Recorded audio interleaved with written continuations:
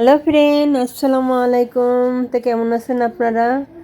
আজ আসছি ছোট্ট একটি ভিডিও নিয়ে। দেখতে পাচ্ছেন আমি তরকারি রাখার জন্য ঝুড়ি কিনেছিলাম 300 টাকা দিয়ে, প্লাস্টিকের। তো এখানে একটা চালের বস্তা বিছিয়ে আমি কিছু মুরগির লিটার দিয়েছি আর উপরে মাটি দিয়েছি, দিয়ে আমি পালং শাকের বেসন ছড়িয়ে দিয়েছি। খুব ঘন আর একদম এত সুন্দর হয়েছে বন্ধুরা, দেখতে পাচ্ছেন এত পরিমাণে ঘন হয়েছে। একদম ছোট ছোট কচি কচি বাচ্চা বাচ্চা চারা বের হয়েছে, দেখতেই পাচ্ছেন। আর খুবই ইয়ামি লাগছে দেখতে, তাই আপনাদের সাথে শেয়ার করছি। এর আগে ঝুড়িতে দিয়েছিলাম ধনিয়ার বিছন ছিটিয়ে দিয়েছিলাম, অনেক সুন্দর হয়েছিল। এবার দিয়েছি পালং শাক।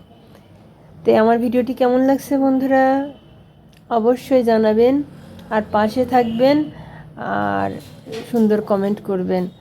দেখতে পাচ্ছেন এত ঘন হয়েছে। এখান থেকে বেছে বেছে আমি কিছু তুলে পাকোড়া তৈরি করব। এই জালি জালি বাচ্চা কিউট কিউট পালং শাকের চারা আমি তুলে নিব, কারণ প্রচুর ঘন হয়েছে। অতিরিক্ত ঘনর কারণে এখান থেকে আমি কিছু বেছে বেছে তুলে নিব, তাহলে শাকগুলো অনেক সুন্দর লকলকে হবে। এই সাথে খাওয়াও হয়ে যাবে কচি কচি পালং শাক। তো এভাবে আপনারাও তৈরি করবেন, বাসার চাহিদা পূরণ হবে আর রাসায়নিক সার মুক্ত হবে। তো রাখি বন্ধুরা, আল্লাহ হাফেজ, ভালো থাকবেন।